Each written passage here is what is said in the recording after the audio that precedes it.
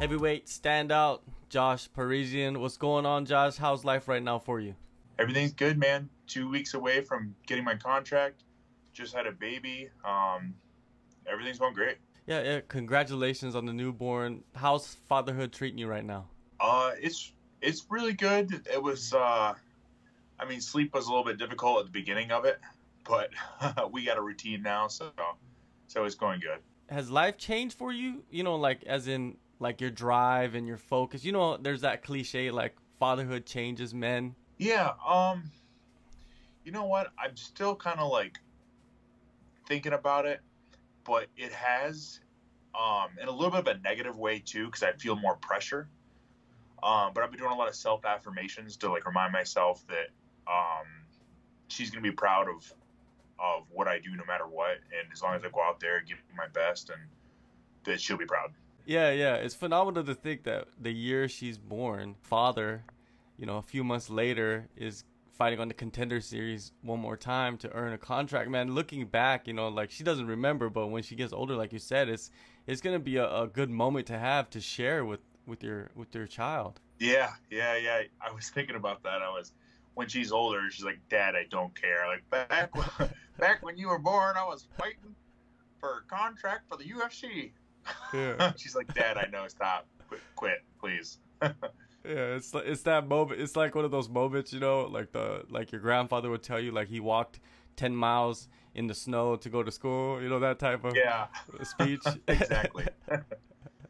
Yeah. All right. Well, let's get into the first fight on the Contender series, and it was on short notice. You went in there, phenomenal performance, spinning back fist knockout, and then Dana White gives you a not a contract, but an opportunity for the Ultimate Fighter. When you look back at that sequence of events, is it kind of odd to you, like how that all played out? Yeah, man, it was extremely odd. Like I said, I took the fight, or like you said, I took the fight on 4 days' notice. So life just really changed really fast. You know what I mean? So I was on a plane the next day to Vegas to weigh in and fight, and then I'm on the TV show, and then I'm quitting my job, and it was wild. Was the experience on the Ultimate Fighter, was that something that you really liked, or was it something that was it weird for you because the cameras, they're always around you. They, a lot of the fighters, they didn't like the Ultimate Fighter too much. Yeah, the first couple weeks I didn't care for that much, just because it's a new experience of having cameras on you 24/7. I had a camera above my bed watching me all the time. There's microphones everywhere, microphone in the bathroom.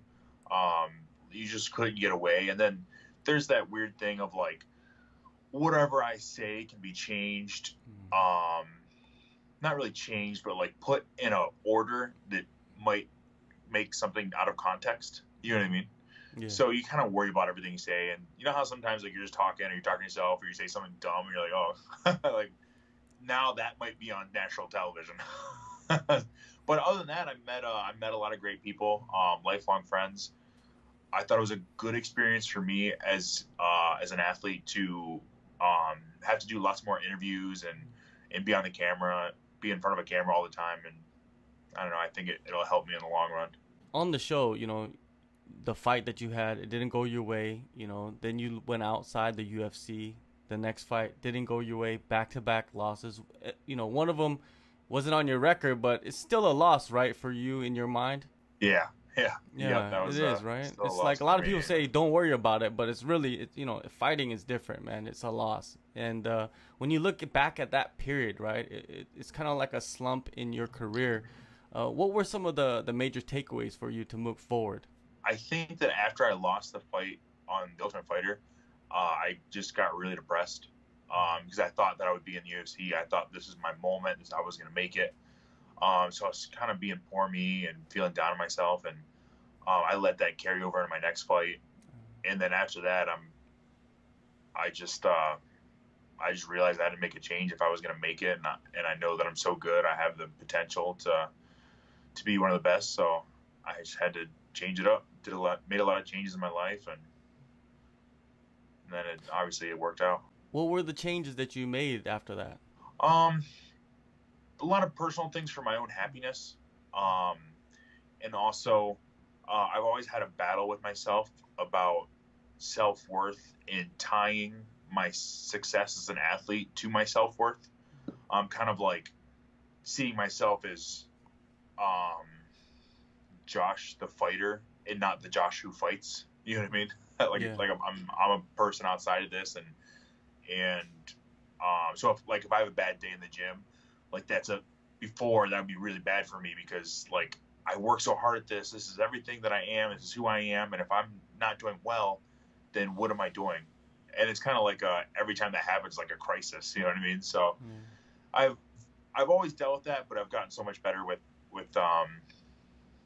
dealing with that. And it helps having a baby too, because you know means a lot to me, and that's my world. And I'm just doing something to. I mean, it means a lot to me, my legacy and all of that. But I'm also trying to provide for her, and no matter what happens, I'll always find a way to provide. So mainly, it was not even physical; it was just mental battles. Yeah, 100%. And people say all the time that fighting is 90% mental. That's that's so true. And then I've also just like figured out that nerves are really important for me because I didn't play sports before. I took 21 amateur fights to try to get rid of those nerves. I didn't understand, like my legs felt heavy, my arms felt like I don't know, like noodles. Like I couldn't punch fast. I'm like, I gotta take a bunch of fights to get rid of this, and I never really could. But then I got a mindset coach who actually worked too well for me, and I didn't have any nerves at all. And then my performance, like I was not nervous for my Ultimate Fighter. I was not nervous for the next fight. I realized that I need nerves. I need to be nervous. So that's another thing that I've changed. And now I don't watch my opponent's fights, because if I watch my opponent fight, it's kind of like in the gym when I'm sparring with somebody. I'll always spar to their level, so they're getting work. I'm not just beating them up. But I didn't realize it when I watched videos.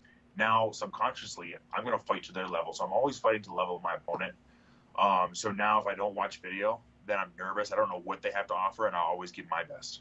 Yeah, that's very good insight, man. It's almost like balancing out that anxiety that you should have before the fight and in the fight, right? Yeah, and I think it's a journey that I had to take. You know what I mean? Because if I never know what I need, then I won't be as I'll still feel not confident in the way I feel, I guess.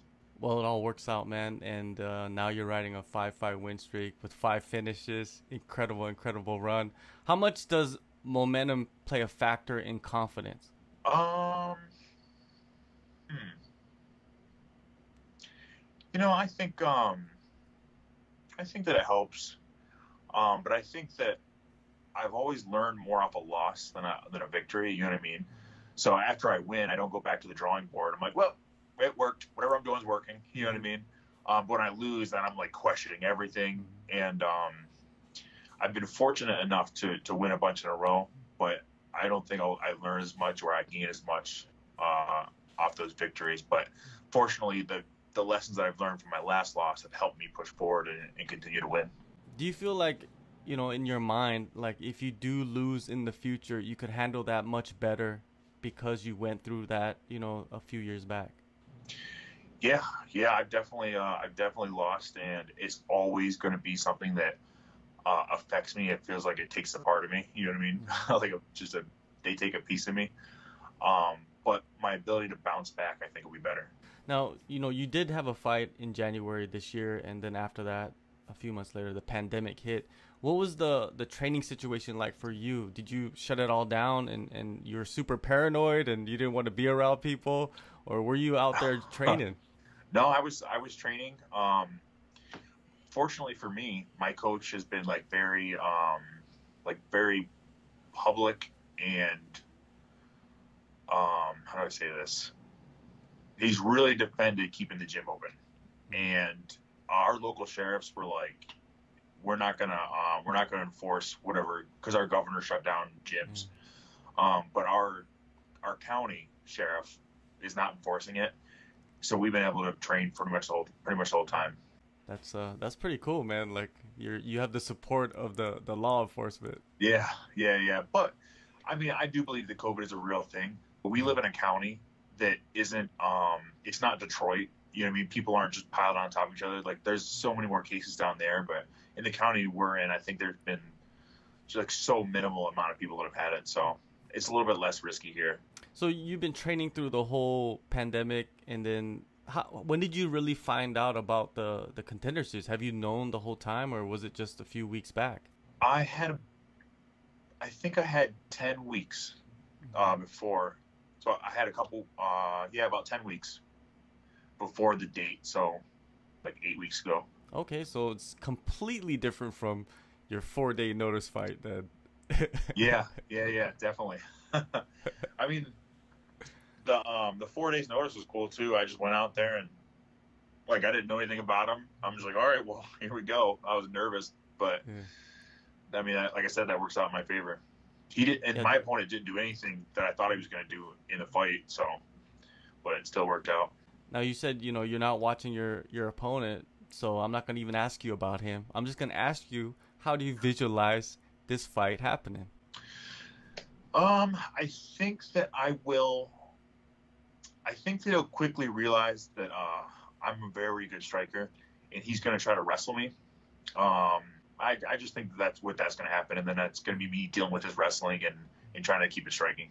So could we expect maybe a spinning roundhouse knockout this time around, because you already did the spinning back fist? Yeah, I don't know. It's, when I'm in there, I don't really plan. I'm like, oh, do this. So maybe we'll see, I guess. Oh, maybe a good submission too. Like I throw a lot of wild submissions. So in the gym anyway, most people, I know that he is a white belt in jiu-jitsu. He doesn't have good jiu-jitsu. He's a good wrestler though. So, I mean, if you want to take me down, I have a brown belt. I've been a brown belt for 3 years under, it's a legit brown belt too. It wasn't just handed to me. I've been doing it for 10 years. So there's that chance too.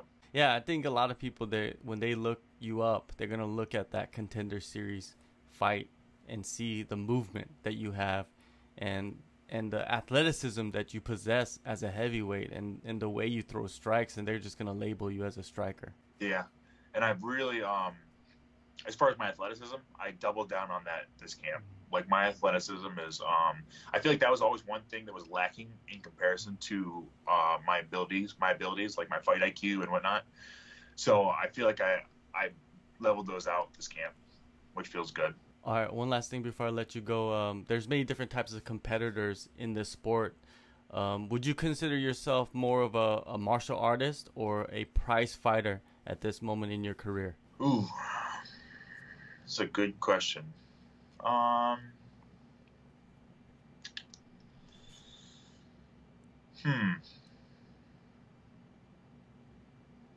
that's a good question. I guess I would consider myself more of just like a prize fighter, I guess. I mean, I use martial arts. But I feel like MMA now is such a perfect blend of so many martial arts that it's almost its own thing now. You know what I mean? Everybody's taking all the best things that work, and now most people fight more similar than they used to, and it's almost its own thing now. Yeah, it's almost like a hybrid now, right? Yeah, yep. Because everybody's just going to take what works the best and what doesn't work, and fortunately for a lot of people, we've got to see what works throughout the years because it used to be so much different in the beginning. You had the karate guy, you had taekwondo, you got the jiu-jitsu guy, and now it's just blended into like a perfect hybrid, like you said. And there's always going to be new techniques. Someone's going to pull out the hat eventually and be effective because no one's ready for it, and I love that. That's what I love about the sport. Yeah, no, I like that too, because I think a lot of my technique in striking is I'm expecting you to do the right thing. So I'm expecting you to do the right thing to catch you with something else. Kind of like jiu-jitsu. I almost use striking like jiu-jitsu. Just lots of setups and playing games. Just one big game. Man, you get to play that game on August 18th, Contender Series. Chad Johnson, Josh Parisian. Thank you, Josh, man, for the time. And yeah, congrats again on the newborn and fatherhood and everything that's going on. And hopefully, you do go out there, perform the best to your abilities, get that contract, and make your UFC debut. Yeah, thanks a lot, man. I appreciate the time, the interview. See ya.